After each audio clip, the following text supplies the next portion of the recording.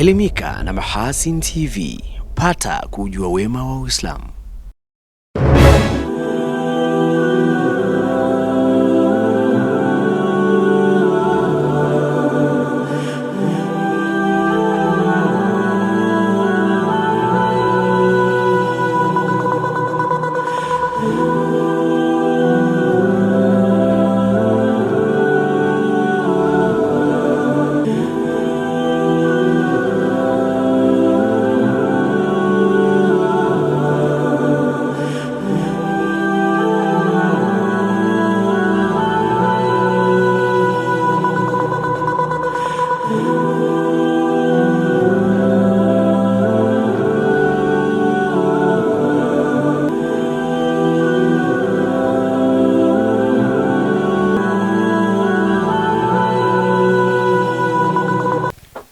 Naam, assalamu alaikum warahmatullahi wabarakatuh, mtazamaji wa Mahasin TV.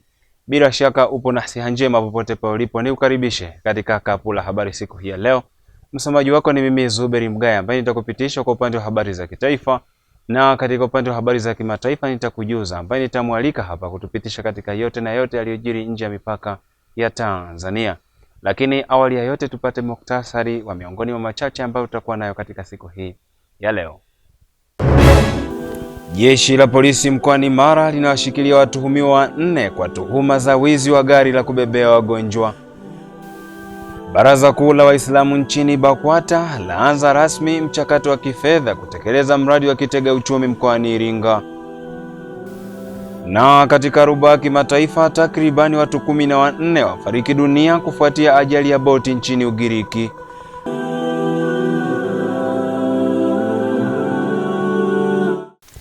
Naam, mtazamaji, unaweza kufuatilia pia matangazo haya kupitia katika mtandao wa YouTube. Endapo ukiandika Mahasin TV official channel utavinjari huko kapu la habari pamoja na vipindi mbalimbali. Lakini pia tunapatikana kupitia Azam Max app. Tuanze safari ya kapu la habari tukianzia huko mkoani Mara.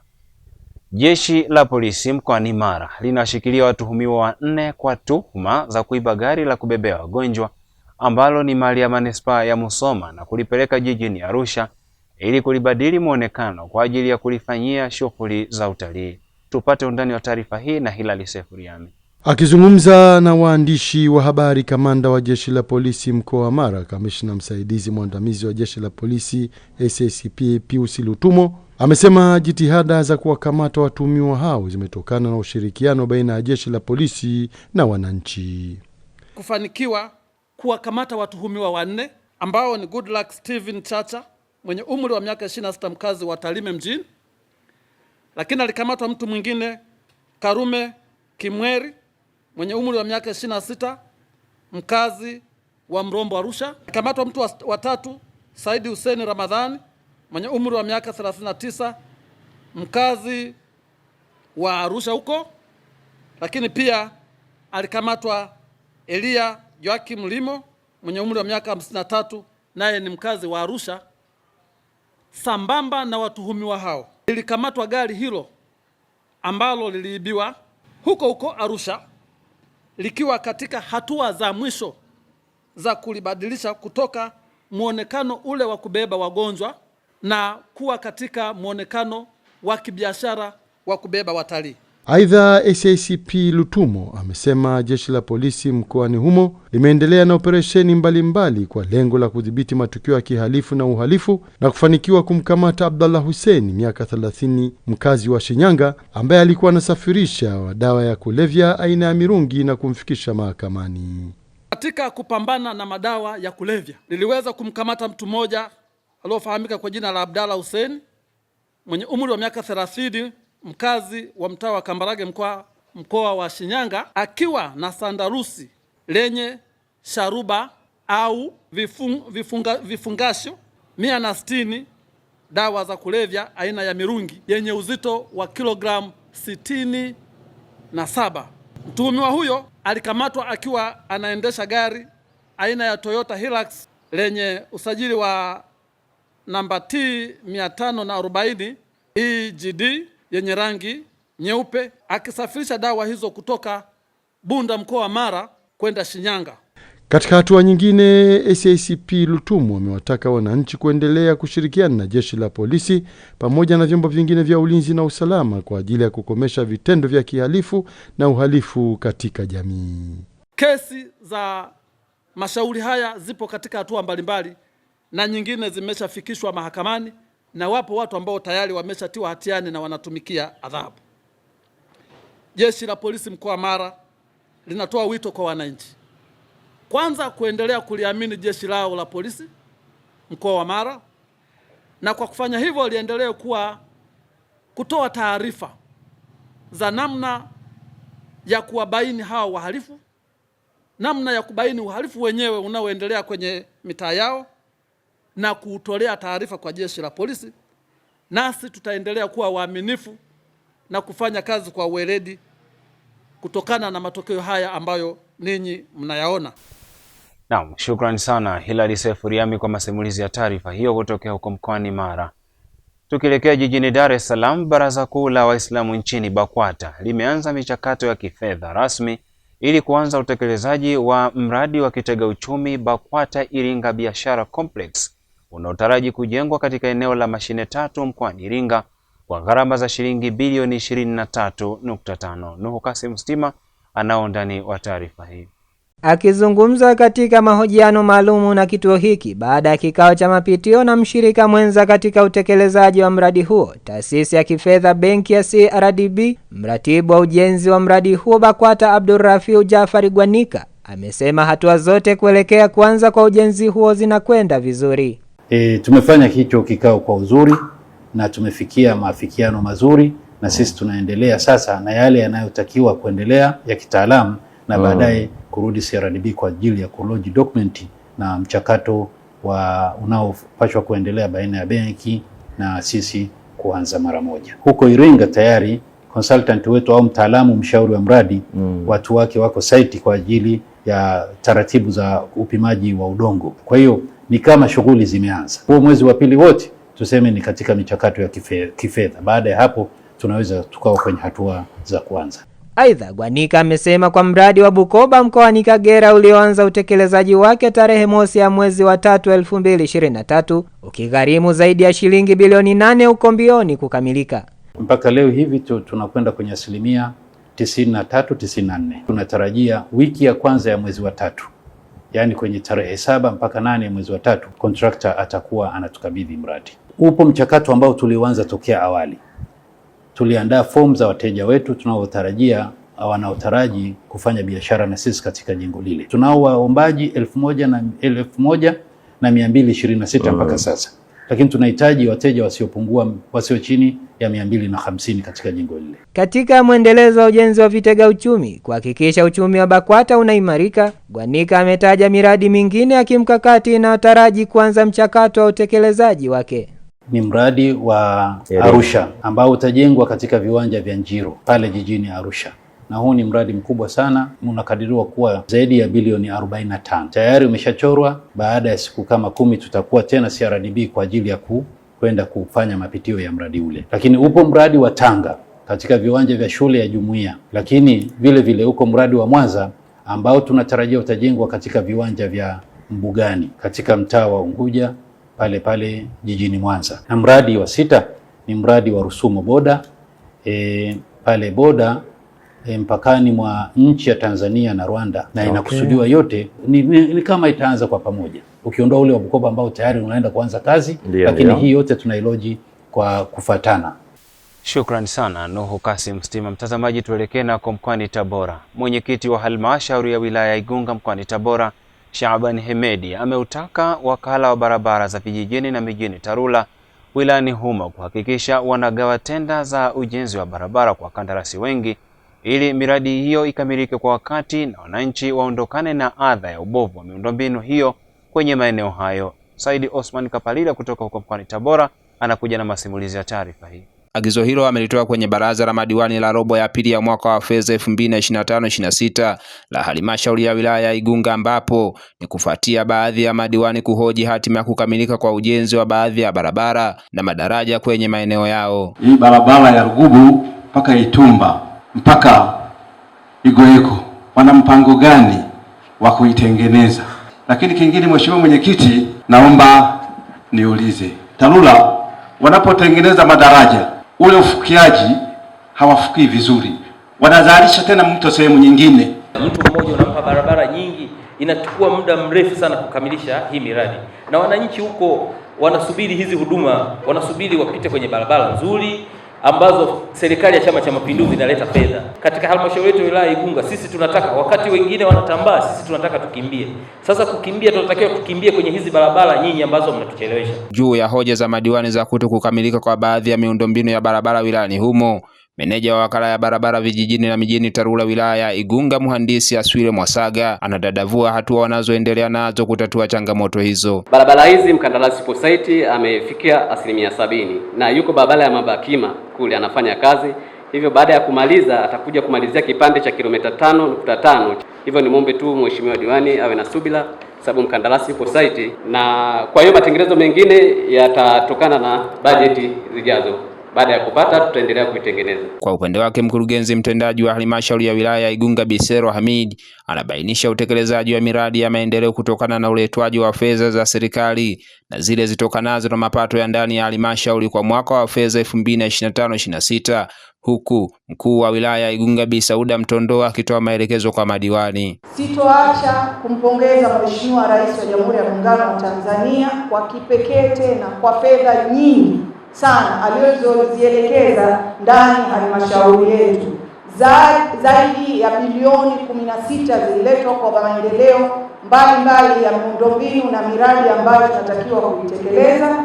Kati ya bilioni hiyo 16.691, bilioni 2 ni makusanyo yetu ya mapato ya ndani ambayo tunatakiwa tuyapeleke kwenye maendeleo. Kwa hiyo tunaigawa na tayari tumeshapeleka 50% ya mapato hayo kwa ajili ya utekelezaji wa miundombinu mbalimbali. Ndugu zangu, serikali inafanya kazi kubwa ya kutafuta fedha na kuzileta kwa ajili ya utekelezaji wa miradi mbalimbali katika maeneo yetu. Kwa hiyo tuhakikisha tunasimamia kwa karibu kuhakikisha miradi inatekelezeka na kukamilika kwa wakati. Hata hivyo, halmashauri hiyo imekabidhi zawadi kwa shule ya sekondari Mwisi na kituo cha afya cha Ziba kama sehemu ya pongezi kwa usimamizi bora wa ujenzi na fedha zilizopelekwa kwa ajili ya ujenzi wa majengo kwenye vituo hivyo. Kutoka Tabora, Saidi Kapalila, Mahasin TV. Naam, shukrani sana Saidi Othman Kapalila kwa undani wa taarifa hiyo kutokea huko mkoani Tabora. Mtazamaji, bado tunaendelea na kapu la habari kitaifa. Hivi sasa tuelekee huko mkoani Tanga. Mkuu wa wilaya Handeni Salum Nyamwese amewataka watendaji wa halmashauri ya wilaya hiyo kuwa na nidhamu ya matumizi ya fedha za umma wakati wa utekelezaji wa miradi ya maendeleo, akisema serikali haitobaki nyuma kuwachukulia hatua kali za kisheria watendaji watakaobainika kuwa na ubadhirifu wa fedha hizo. Irali Sefuriami anakuja na masimulizi ya taarifa hii. Rai hiyo ameitoa katika kikao cha kamati ya ushauri ya wilaya DCC kilichofanyika wilayani humo kwa lengo la kujadili na kupitisha bajeti ya halmashauri ya wilaya Handeni kwa mwaka wa fedha 2026-2027. Kwenye matumizi tuzitumie kwa nidhamu, tukiamini kwamba fedha hizi ni fedha za umma. Pale ambapo miongoni mwetu watakengeuka wasipotumia hizi fedha kwa minajili iliyopangwa na kwa nidhamu, basi hatua kali zitachukuliwa.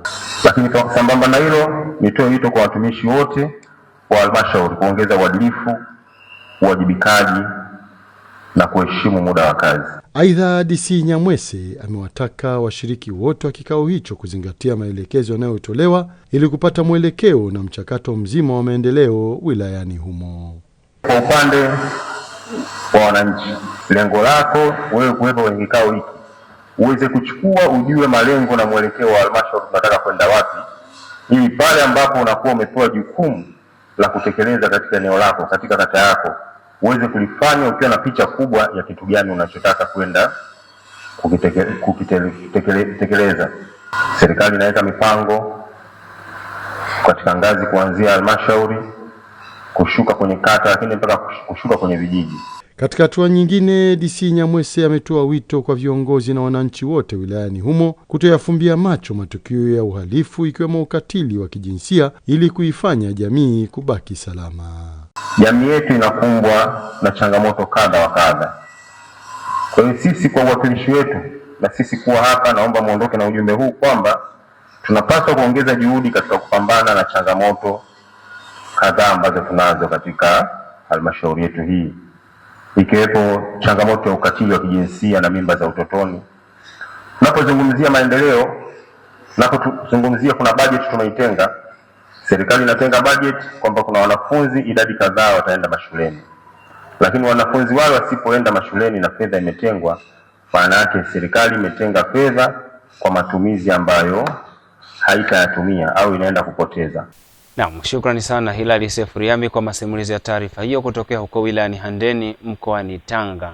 Tukielekea mkoani Ruvuma, mkuu wa mkoa huo Brigadier General Ahmed Abbas Ahmed amesema mradi wa kusambaza umeme katika vitongoji 634 mkoani humo unatarajiwa kunufaisha wateja wa awali 20,328 unaokwenda kuongeza chachu ya maendeleo na kuimarisha utoaji wa huduma za kijamii na uchumi. Rajabu Shaban Matuga anakuja na masimulizi ya taarifa hii. Akizungumza wakati wa kuwatambulisha wakandarasi wanaotekeleza mradi huo unaogharimu zaidi ya shilingi bilioni 69, mkuu wa mkoa wa Ruvuma Brigadier General Ahmed Abbas Ahmed amewataka kuzingatia miko ya kazi na kuhakikisha mradi unakamilika kwa wakati na ubora unaotakiwa. Kikubwa ninachotaka kusisitiza ni uadilifu katika kufanya kazi hizi, na sisi tunawaahidi tutalisimamia. Ndio maana nimeleta kamati ya usalama. Tutakuwa na vifaa vingi, na vingi ni vile vidogo vidogo ambavyo vina temptation. Kwa hiyo sisi kama mkoa tuna wajibu wa kuhakikisha ulinzi. Meneja usimamizi wa miradi ya kusambaza umeme wa REA Mhandisi Deogratius Nagu amesema mradi huo unatekelezwa na kampuni ya mzawa ya Energy Service na kampuni ya ujenzi na ukarabati wa miundombinu ya kusafirisha na kusambaza umeme EDSICO. Energy Services ambayo itatekeleza mradi katika wilaya ya Tunduru na Mtumbo na Songea, pamoja na kampuni tanzu ya TANESCO itwayo ETDICO itakayotekeleza mradi huu katika wilaya za Mbinga na Nyasa. Mradi utachukua muda wa utekelezaji wa miaka 3 na tunatarajia ifikapo mwezi Januari 2029 mradi kukamilika. REA tumejipanga kuwasimamia wakandarasi hawa ipasavyo ili kufanikisha malengo ya serikali. Kwa upande wao, wakandarasi wa mradi huo wameihakikishia serikali na wananchi mkoani Ruvuma kutekeleza mradi kwa uaminifu, uadilifu na uzalendo kwa kufuata sheria, kanuni na taratibu za serikali. Tunawaahidi kwamba tunaenda kutekeleza mradi huu kwa viwango vya ubora wa juu sana, na ukizingatia sisi ni kampuni ambayo ni ya serikali, ni kampuni chini ya TANESCO. Kwa hiyo tunafahamu wajibu wa kutekeleza, hasa katika kutekeleza miongozo, sera za serikali. Kwa hiyo niweze kuahidi kwamba tunaenda kutekeleza ndani ya muda wa mradi kama tulivyokubaliana na tulivyosaini contract. Sisi ni wakandarasi wazawa na tunajenga sio kwa kutengeneza faida tu, ni kwa kujenga taifa na kwa kuendeleza ili wananchi waweze kufurahia umeme pia. Kwa hiyo naomba nikuhakikishie na tutatekeleza kama tulivyokubaliana. Nako mkoani Rukwa, mkuu wa mkoa huo Makongoro Nyerere amewataka watendaji wote kuipa kipaumbele miradi ya wakala wa nishati vijijini REA ya kupeleka umeme kwenye vitongoji 156 vya awamu ya pili B inayotekelezwa mkoani humo. Kwa mara nyingine tena, Rajabu Shaban Matuga anatusimulia zaidi. RC Makongoro ameeleza hayo mara baada ya kupokea taarifa ya utekelezaji wa mradi huo iliyowasilishwa na mwakilishi wa mkurugenzi mkuu wa REA pamoja na kumtambulisha mkandarasi kampuni ya MS Dynam inayotekeleza mradi huo. Mimi natoa maelekezo sasa kwa watu wangu, mradi huu wa REA kwa miaka 3 ijayo kuanzia sasa hivi utakuwa ni agenda ya kudumu katika kamati yangu ya usalama ya mkoa. Nyinyi nipeni taarifa kila mwezi, lakini na mimi nitakuwa nakuja kuangalia kwa sababu guide nayo. Fanyeni kazi vizuri, TANESCO wapo watasaidiana nini. Frank Mugogo ni mwakilishi wa mkurugenzi mkuu wa REA akimtambulisha mkandarasi huyo, amewasisitiza wananchi kutolipa zaidi ya shilingi 27,000 wanapohitaji kuunganishiwa umeme. Bei ya kuunga umeme kwa wananchi ni shilingi 27,000 na si vinginevyo. Tunalisema sana hili kwa kulirudia kwa sababu imetokea mara chache wananchi wanalalamika kulipishwa nje ya hivi, lakini tumeona kwamba tunapomkabidhi mkandarasi kwako tuseme mbele yake. Na pia ni kuombe tu kwamba wakati wanaanza kutekeleza huu mradi ni kipindi cha mvua, inaweza ikatokea anataka kupitisha vifaa vya mradi maeneo au kupitisha miundombinu akashindwa, labda kwa sababu ya madaraja au kwa sababu ya mvua, basi kwenye mkoa wako, kwenye mamlaka yako, ziko taasisi kama TANROADS, TARURA, zitusaidie ikithibitika ni kweli mkandarasi amepata changamoto. Aidha, mkandarasi aliyeshinda zabuni ya kutekeleza mradi huo kupitia kwa meneja miradi wa kampuni ya Dynem, mhandisi Novatus Limo, anatoa wito kwa wananchi kutunza miundombinu ya mradi huo, kwa sababu kuna baadhi ya maeneo ambayo huwa kuna tabia ile, wanapoandaa mashamba wanachoma moto yale maeneo.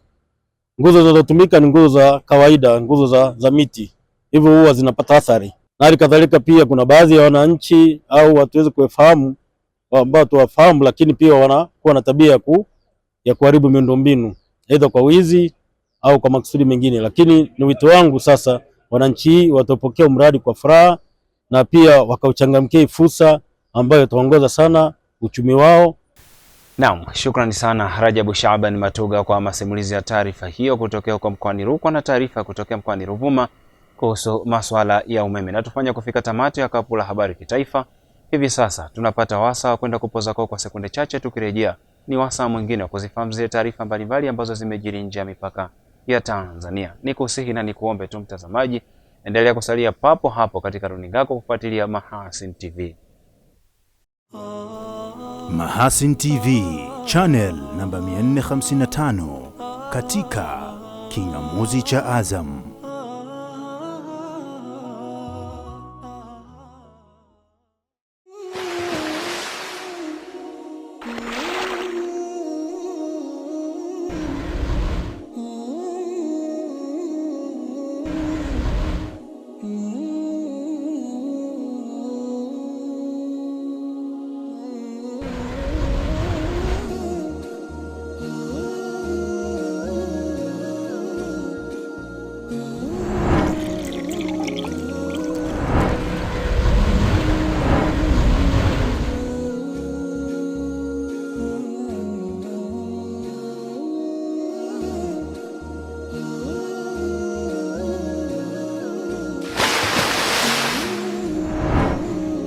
Kunywa maji safi na salama ya uhai.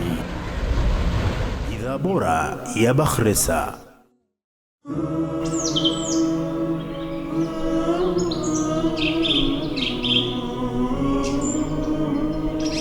Mahasin TV, pata kujua wema wa Uislamu.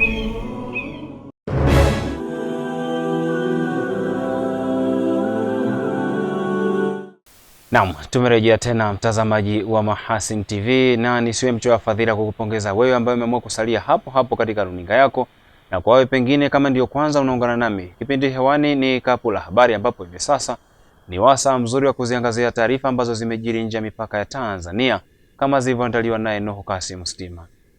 Mtazamaji wa Mahasin TV, karibu kwa upande wa habari za kimataifa. Takriban wahamiaji 14 wamefariki baada ya boti iliyokuwa imewabeba kugongana na meli ya polisi wa bahari karibu na kisiwa cha Chios Februari 4, 2026. Mamlaka za Ugiriki zinasema boti hiyo ilikuwa ikiendeshwa vibaya wakati ambapo walikuwa wanafuata kabla ya ajali hiyo katika kisiwa hicho. Licha ya kuwa meli hiyo ya kushika doria bado haijafafanua jinsi ajali hiyo ilivyotokea, watu 24 waliokolewa, ambapo wengi wao wakiwa wamejeruhiwa huku wengine hawajulikani waliko, na kuelezwa kuwa shughuli ya kuwatafuta na kuwaokoa wahamiaji waliokuwa kwenye boti hiyo bado inaendelea. Shirika moja la habari la kitaifa la Ugiriki limeripoti kuwa waliojeruhiwa miongoni mwao ni watoto 7, mwanamke mmoja mjamzito na maafisa 2 wa polisi. Kwingineko, kiongozi wa waasi wa AFC M23 Corneille Nangaa katika Jamhuri ya Kidemokrasia ya Kongo amedai kuhusika na shambulizi la ndege isiyo na rubani iliyolenga uwanja wa ndege katika mji wa kimkakati kaskazini mashariki mwa Kisangani, akielezea kama onyo kwa serikali. Serikali ya mkoa katika eneo la Kisangani ilisema katika taarifa yake ya Februari 1, 2026 kwamba ndege 8 zisizo na rubani zilizojaa vilipuzi zililenga uwanja wa ndege wa Kisangani, na kueleza kuwa ndege zote zisizo na rubani zilidunguliwa kabla ya kufika zilikoelekezwa. Uwanja huo wa ndege upo takriban kilomita 14 sawa na maili 10 kutoka katikati mwa Kisangani, ambapo mamia ya kilomita kutokea eneo la vita katika majimbo ya kaskazini na kusini mwa Kivu, ambapo AFC M23 imeteka maeneo makubwa tangu 2022, ikiwemo miji muhimu ya Goma na Bukavu katika shambulizi la mwaka 2025. Katika taarifa iliyochapishwa kwenye mtandao wa X, kiongozi huyo wa waasi Corneille Nangaa alisema operesheni ya Kisangani ilionyesha ubora wa anga wa vikosi vya jeshi vya Kongo kuwa haupo tena, na kuonya kwamba ndege yoyote itakayopaa juu ya maeneo yanayoshikiliwa na waasi itashambuliwa.